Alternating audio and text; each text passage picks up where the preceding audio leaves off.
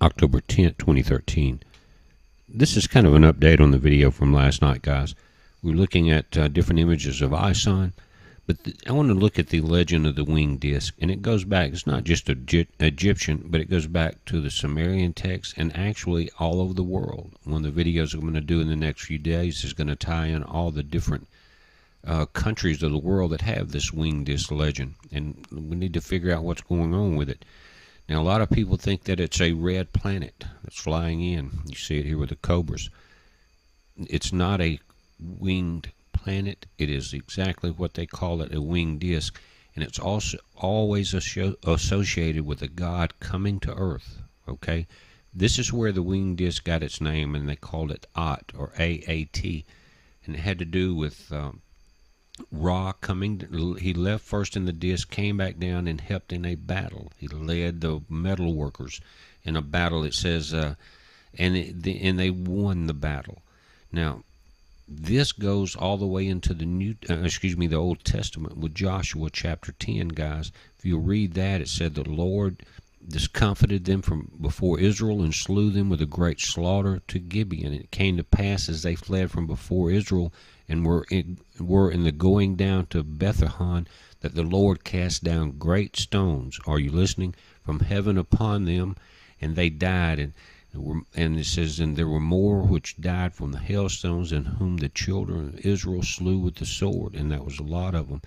And the battle wasn't over with the Amorites. And Joshua asked the Lord, he says, let the sun stand still and the moon, and let the day last longer. And it goes on and said the sun did that. It stood still in the midst of heaven.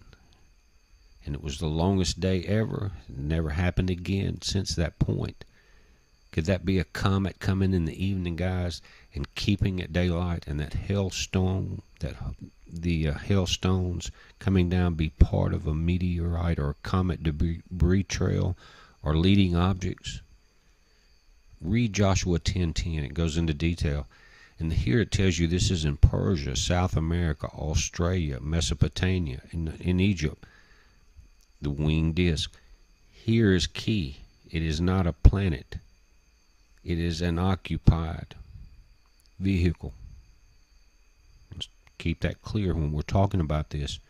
It's not a red winged planet. It is a winged disc that is occupied by a god in all the legends. And there's a lot going on in this world right now. We're looking at this budget deficit on the 17th. Because it's never happened before, and China wanting to take everything over. I hope they don't forget about the divine wind. But here I had a question about the bow shock, and that's showing you that very front image, not the red V. That's the bow shock, okay? Let's just kind of go through these and take a look at it. Now we've got the object in the front, we've got the frontal jet, we have the main comet body or whatever that is, and we've got these two objects on both sides. Just like in a lot of the pictures where we saw like a large comet object with two orbiting objects behind on either side, smaller like that. And then we see this, and we also have the lead object with a frontal jet, and it appears that these two objects on the side are jetting too. Now this is an image of that frontal jet. This is on Hubble back in May, and it's not real clear there. It's kind of in that dark area, but as I pull it up, you'll see it's just slightly off center. It's in the gap. It's right there. It's that green, and I'll show it to you. It's a little clearer, but again, these are new images behind the Hubble image, so that frontal jet has remained. Again, the side objects seem to be if they are cometary bodies, if it's some type of comet or something, that would explain them being on the edge of the comet, the cloud itself, and jetting as they are exposed to the sun. But there seems to be something going on with these two objects. Now this is just because of all the comments from last night, guys. But what are we looking at? What are we dealing with? Everybody feels it, especially with the government broke now. And this is one of the frontal jet images, and you can see it's outside the main. It goes through and outside the main halo of the coma cloud itself.